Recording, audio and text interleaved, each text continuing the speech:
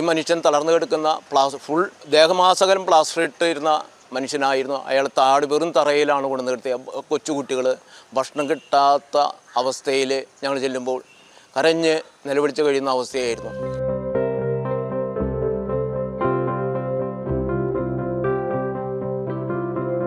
സമയം ഉച്ചയ്ക്ക് 12:10 Thrissur government medical കോളേജിലെ MRI സ്കാൻ സെൻറ്ററിന് സമീപം ഒരു വണ്ടി വരും.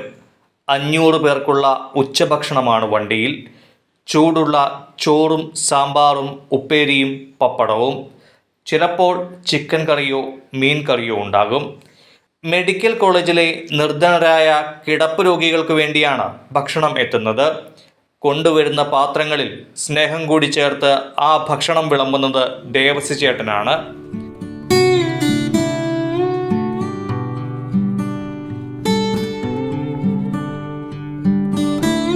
മുൻപൊരിക്കലും കണ്ടിട്ടില്ലാത്ത ആ മനുഷ്യർക്ക് വിളമ്പിക്കൊടുക്കുന്ന ഭക്ഷണത്തിന് ദേവസി ചേട്ടന് തിരികെ ലഭിക്കുന്നത് അവരുടെ പുഞ്ചിരി മാത്രമാണ്.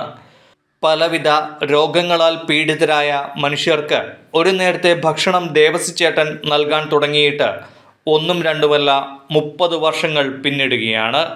കരുണയുടെ ദൂതന്മാർ എന്ന കൂട്ടായ്മ ഇതിനായി രൂപീകരിച്ചു. ആ കൂട്ടായ്മയുടെ 30ാം വാർഷികമാണ് നാളെ. കഴിഞ്ഞ 30 വർഷമായി തൃശ്ശൂർ മെഡിക്കൽ കോളേജ് കേന്ദ്രീകരിച്ച് സന്നദ്ധ സേവനം നടത്തുന്ന കരുണയുടെ ദൂതന്മാർ വേദനിക്കുന്നവരിലും കഷ്ടപ്പെടുന്നവരിലും രോഗികളായി കഴിയുന്നവരിലൊക്കെ യേശുവിനെ കണ്ടുകൊണ്ട് സേവനം ചെയ്യുന്ന ഒരു കൂട്ടം യുവജനങ്ങളും മറ്റുള്ളവരുമൊക്കെയായി പ്രവർത്തിച്ചു കൊണ്ടിരിക്കുന്ന കരുണയുടെ ദൂതന്മാർ ഇന്ന് മുളകും മെഡിക്കൽ കോളേജിലെ 500ഓളം പേർക്ക് എല്ലാ ദിവസവും ഉച്ചഭക്ഷണം പാകം ചെയ്തു കൊടുക്കുന്നു.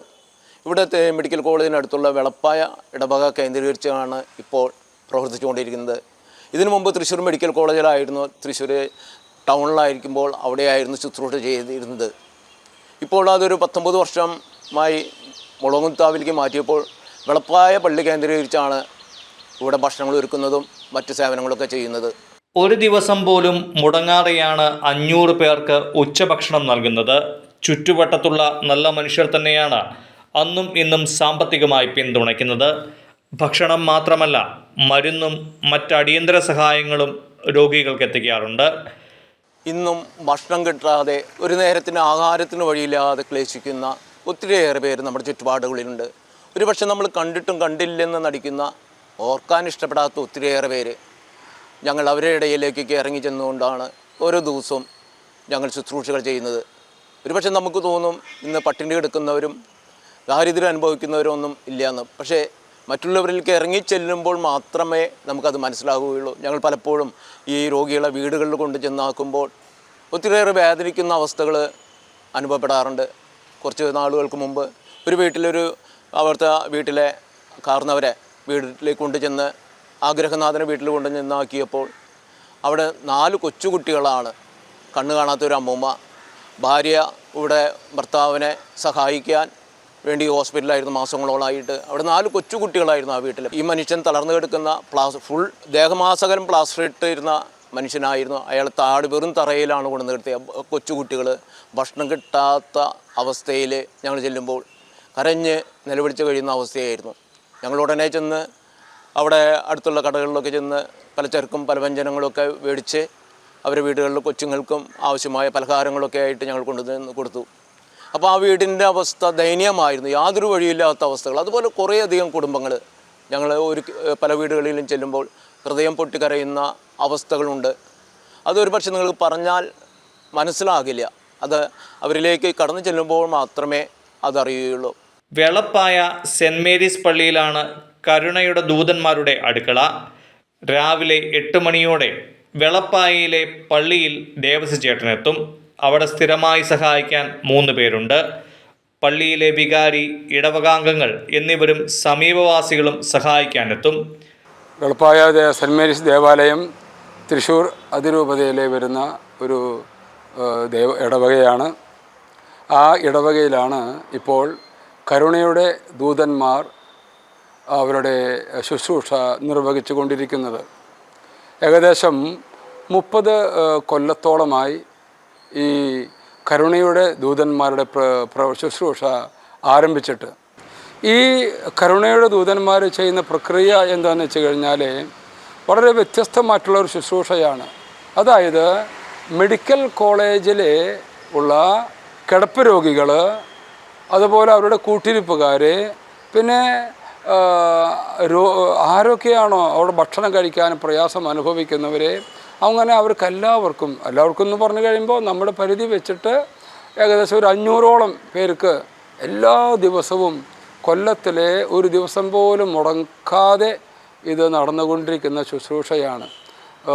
ഈ ശുശ്രൂഷയ്ക്ക് വേണ്ടി വെളപ്പായ ഇടവകയിൽ നിന്നുള്ള അമ്മമാർ, യുവജനങ്ങൾ എല്ലാവരും സഹകരിച്ചു കൊണ്ടാണ് ഇതങ്ങനെ പോയിക്കൊണ്ടിരിക്കുന്നത്. ദേവസ്വചേട്ടനാണ് ഇതിൻ്റെ സാമ്പത്തികമായിട്ടുള്ള കാര്യങ്ങളും അതിൻ്റെ മറ്റുള്ള നേതൃത്വവും ഒക്കെ കൊടുക്കുന്ന ദേവസ്വചേട്ടനാണ്. പള്ളി നമ്മൾ ഇതിന് ഇവിടെയുള്ള സ്ഥലവും അതുപോലെ അതിൻ്റെ മറ്റുള്ള സൗകര്യങ്ങളൊക്കെ കൊടുത്തിരിക്കുന്നു എന്ന് മാത്രം. പക്ഷേ ദേവസ്വചേട്ടനാണ് രാപ്പകലില്ലാതെ എല്ലാ ദിവസവും മുടക്കം കൂടാതെ ഇവിടെ വന്ന് ഇതിൻ്റെ കാര്യങ്ങളൊക്കെ നിർവഹിക്കുന്നത്. അങ്ങനെ ഏറ്റവും സ്തുത്യർഹമായ രീതിയിലും ഏറ്റവും മനോഹരമായ രീതിയിലുമാണ് ഈ ഒരു ശുശ്രൂഷ നടന്നുകൊണ്ടിരിക്കുന്നത്. കാരണം മെഡിക്കൽ കോളേജിൽ നമ്മൾ ചെല്ലുമ്പോൾ കാണുന്നത് ഭക്ഷണത്തിന് വേണ്ടി എത്രയോ അധികം ആളുകളാണ് ഇത്ര കഷ്ടപ്പെടുന്നത് എന്ന് കാണാൻ നമുക്കവിടെ കാണുന്ന ഒരു കാഴ്ച അവിടെ കാണാൻ സാധിക്കും. വളരെ കഷ്ടപ്പാടാണ് അവിടത്തുള്ള ആളുകൾക്കൊക്കെ. അപ്പോൾ ഈ ശുശ്രൂഷ വളരെ അത്യാവശ്യമുള്ള ഒരു ശുശ്രൂഷയാണ്. അത് ഏറ്റവും പ്രസക്തമായ ശുശ്രൂഷയാണ് എല്ലാ വിധത്തിലും. പ്രത്യേകിച്ചും യേശുവിന് ഏറ്റവും ഇഷ്ടമുള്ള ഒരു പ്രവൃത്തിയാണല്ലോ കാരുണ്യ പ്രവൃത്തികൾ. അങ്ങനെ ഈ കാരുണ്യ ശുശ്രൂഷയിലെ ഈ കാരുണ്യ ശുശ്രൂഷ നിലനിന്ന് കൊണ്ടുപോകണം. ഒരിക്കൽ പോലും അത് മുന്നോട്ട് തന്നെ കൊണ്ടുപോകാവുന്ന രൂപത്തിലുള്ള സാഹചര്യങ്ങൾ എല്ലാം ഒരുങ്ങി വരണം എന്നുള്ളതാണ് കർത്താവ് അനുഗ്രഹിച്ചു കൊണ്ടിരിക്കുന്നു. ഇവിടെ ഒരു കാര്യം എടുത്തു പറയാനുള്ളത്, അത് ഒന്ന് സൂചിപ്പിക്കുന്നതിന് മാത്രം, ഇത് കർത്താവിൻ്റെ ഇഷ്ടമാണ് എന്ന് അറിയിക്കാൻ മാത്രം. മഴയായിട്ടോ ഒരു ശല്യവുമില്ലാതെ അവിടെ മഴ കൊള്ളാതിരിക്കാൻ ഇപ്പോൾ സാഹചര്യമൊന്നുമില്ല. ഈ ഭക്ഷണം കൊടുക്കുന്ന സമയമാകുമ്പോൾ എല്ലാ വിധത്തിലും മഴയൊക്കെ മാറിക്കിട്ടാറുണ്ട്. അങ്ങനെ ഒരു സംഭവം കൂടി ഇതിൽ ഉണ്ട് എന്നുള്ള കാര്യം എടുത്തു പറയുന്നു എന്ന് മാത്രം. ഈ ഒരു ശുശ്രൂഷ നിലനിന്ന് പോകുവാനും ഒപ്പം തന്നെ മെഡിക്കൽ കോളേജിലുള്ള അനേകം രോഗികൾക്ക് എന്നും എപ്പോഴും കർത്താവിൻ്റെ ആശ്വാസവും സാമീപ്യവും ലഭിക്കട്ടെ എന്നുള്ള പ്രാർത്ഥന നമുക്കെല്ലാവർക്കും ഉണ്ടാകട്ടെ. ദേവസ്വചേട്ടന് വേണ്ടിയും നമുക്കെല്ലാവർക്കും പ്രത്യേകം പ്രാർത്ഥിക്കുകയും ചെയ്യാം. ഉച്ചയോടെ ഭക്ഷണം മെഡിക്കൽ കോളേജിലെത്തും. സമീപത്തെ യുവാക്കളെയും കൂട്ടായ്മയുടെ ഭാഗമാക്കി ദേവസ്വചേട്ടൻ. അത്രയും പേരെങ്കിലും ലഹരിക്ക് പിന്നാലെ പായില്ലല്ലോ എന്നതാണ് ന്യായം. ഞങ്ങൾക്ക് ഈ ശുശ്രൂഷകൾ മുന്നോട്ട് കൊണ്ടുപോകണമെങ്കിൽ ഒരു മാസം 3 ലക്ഷത്തോളം ചിലവ് വരുന്നുണ്ട്. അതൊന്നും ഇല്ലാതെയാണ് ഞങ്ങൾ ഈ ശുശ്രൂഷ ചെയ്യുന്നത്. അത് ദൈവം തരുമെന്നുള്ള വിശ്വാസത്തിൽ, ദൈവം നയിക്കുന്നിടത്തോളം കാലം മാത്രമേ ഈ ശുശ്രൂഷ മുന്നോട്ട് കൊണ്ടുപോകണമെന്നും ആഗ്രഹമുള്ളൂ. ദൈവം ഇത്രയും വർഷം, കഴിഞ്ഞ 30 വർഷം ഇതിനെ നല്ല രീതിയിൽ ഞെരുക്കങ്ങളിലൂടെയും വേദനകളിലൂടെയൊക്കെ കടന്നു പോവുകയാണെങ്കിലും ദൈവം ഇതിനെ പരിപാലിച്ചു. ഇപ്പോഴും ഇതിനെ പരിപാലിച്ചു കൊണ്ടിരിക്കുന്ന ഒരു ശുശ്രൂഷയാണ് കരുണയുടെ ദൂതന്മാരെന്ന ഈ കൂട്ടായ്മ. ഇവിടെ ഈ ആശുപത്രി അധികൃതരുടെ സഹകരണം, അവരിത്രയും വർഷമായിട്ട് നമ്മളുമായിട്ട് വളരെയധികം സഹകരിച്ചാണ് ഈ ശുശ്രൂഷയിൽ അവരും പങ്കുകാരാകുന്നത്. ഞങ്ങൾക്ക് ആവശ്യമായ ഓരോ കാര്യങ്ങളും പറയുമ്പോഴും അവരെ ഇതിനെയൊക്കെ സഹായിക്കുന്ന നല്ല മനോഭാവമായിട്ടുള്ള ആശുപത്രി അധികൃതരാണ് തൃശ്ശൂർ മെഡിക്കൽ കോളേജിലെ ആശുപത്രി ജീവനക്കാരും മറ്റുള്ളവരുമൊക്കെ. കുട്ടനെല്ലൂർ സ്വദേശിയാണ് 65 വയസ്സുള്ള ദേവസ്വചേട്ടൻ. 30 വർഷമായി തുടരുന്ന നന്മയ്ക്ക് കുടുംബത്തിൻ്റെ പൂർണ്ണ പിന്തുണയുമുണ്ട്. തികച്ചും ദൈവത്തിൽ ആശ്രയിച്ചുകൊണ്ട് മാത്രമാണ് ഈ ശുശ്രൂഷ മുന്നോട്ട് കൊണ്ടുപോകുന്നത്.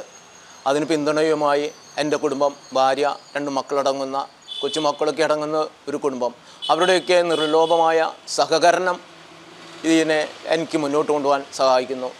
ഞാൻ തൃശ്ശൂർ കുട്ടനെല്ലൂർ മരിയാപുരം സ്വദേശിയാവും. മരിയാപുരം ഇടവകയാണ് എൻ്റെ ദേശം. ഇവിടെ എല്ലാ ദിവസവും വന്ന് വെളപ്പായ ഇടവകയിൽ വന്ന് ഭക്ഷണങ്ങൾ ഒരുക്കുവാനൊക്കെ ഈ ഇവിടുത്തെ വികാരിച്ചനും ബഹുമാനപ്പെട്ട വിൻസെൻ്റ് കണിമംഗലത്തുകാരനച്ഛനും മറ്റ് ഇടവക ജനങ്ങളൊക്കെയുള്ള വലിയൊരു പിന്തുണ ഈ ഇടവകയിൽ നിന്ന് കിട്ടുന്നുണ്ട്. പ്രത്യേകിച്ച് ഇവിടുത്തെ യുവജനങ്ങളുടെയും മാതൃസംഘടനയുടെയൊക്കെ വലിയ പിന്തുണ, സഹായിക്കാനും ഭക്ഷണങ്ങൾ ഒരുക്കാനൊക്കെ അവരെല്ലാ ദിവസവും കടന്നു വരുന്ന ഒരു ഇടം. ദൈവം കനിഞ്ഞനുഗ്രഹിച്ച, ദൈവം വസിക്കുന്ന ഒരു കൂടാരത്തിൽ അനുദിനം ഭക്ഷണങ്ങൾ ഒരുക്കുന്നു. ഇവിടെ ഒരു ദിവസം പോലും പ്രത്യേകിച്ച് പറയുന്നത്, കോവിഡ് കാലത്ത് പോലും ഇവിടെ ഭക്ഷണം മുടങ്ങിയിട്ടില്ല. ഇവിടെ നിന്ന് ഭക്ഷണം ഒരു ദിവസം പോലും ഉച്ചയ്ക്ക് മുടങ്ങാതെ കൃത്യമായി എത്തിച്ചു കൊടുക്കുവാൻ ദൈവം വലിയ കൃപ നൽകി. വലിയ പ്രതിസന്ധിയായിരുന്നു ആ കാലഘട്ടത്തിൽ. ഒന്നാമതിൽ യാതൊന്നും കയ്യിലില്ല, പലവ്യഞ്ജനങ്ങൾ കിട്ടാനും പച്ചക്കറി കിട്ടാനൊന്നും ഒരു വഴിയില്ലാത്ത അവസ്ഥയിൽ പോലും ദൈവം അത് മുടങ്ങാതെ പരിപാലിച്ച വലിയ അത്ഭുതം, ദൈവത്തിൻ്റെ വലിയ അത്ഭുതമാണ് ഓരോ ദിവസവും ഇവിടെ നടക്കുന്നത്. ഞാൻ പ്രത്യേകിച്ച് പറഞ്ഞല്ലോ, ഇവിടെ യാതൊരു നീക്കിയിരിപ്പില്ല. ഇതിനു വേണ്ടിയിട്ട് പ്രത്യേക ഒരു പിരിവൊന്നും നടത്താറില്ല. ആൾക്കാർ അറിഞ്ഞ് നല്ല മനസ്സുമായി കടന്നു വന്ന് സഹായിക്കുന്ന അതുമാത്രമേ ഉള്ളൂ ഞങ്ങളുടെ കയ്യിൽ. ദൈവത്തിലാണ് ആശ്രയം. അന്നു വേണ്ടുന്ന ആഹാരത്തിന് ദൈവത്തോട് പ്രാർത്ഥിക്കുന്നു. അന്നു വേണ്ടുന്ന ആഹാരത്തിനുള്ള വഴികൾ മാത്രം ദൈവം തരുന്നു. ഞങ്ങൾക്ക് കുറേയധികം പ്രതിസന്ധികളും കഷ്ടപ്പാടുകളും ഞെരുക്കങ്ങളും ഒക്കെയുണ്ട്. എങ്കിലും അതിനൊക്കെ തരണം ചെയ്തുകൊണ്ട് ഈ ശുശ്രൂഷ ഇന്നും മുന്നോട്ട് പോകുന്നു.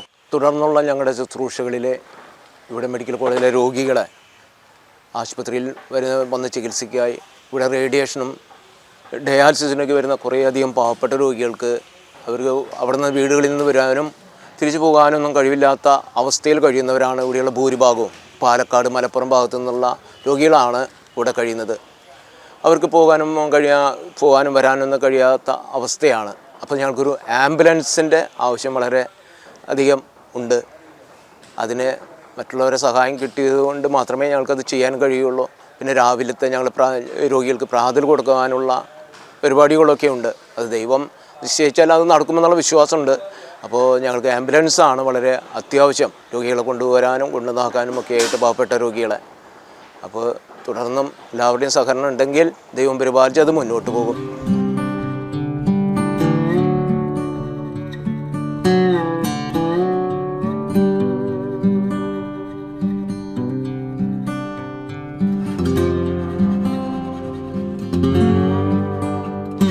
ഇന്നത്തെ തിരക്ക് പിടിച്ച യാന്ത്രികമായ ഈ കാലഘട്ടത്തിലെ ആഘോഷങ്ങളും ആർഭാടങ്ങളും ആഘോഷങ്ങളെല്ലാം ആർഭാടത്തിനും ആഡംബരങ്ങൾക്കൊക്കെ വഴിമാറുമ്പോൾ നമ്മുടെ ചുറ്റുപാട് ഒത്തിരിയേറെ വേദനിക്കുന്നവരുണ്ട്, കഷ്ടപ്പെടുന്നവരുണ്ട്.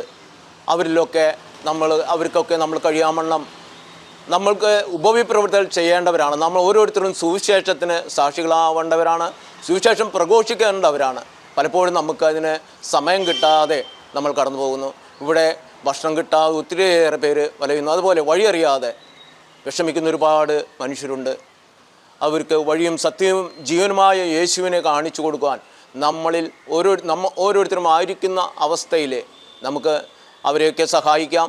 സഹജീവികളോട് കരുണയുള്ളവരായി ജീവിക്കാൻ വേണ്ടി നമുക്ക് പരിശ്രമിക്കുകയും ചെയ്യാം.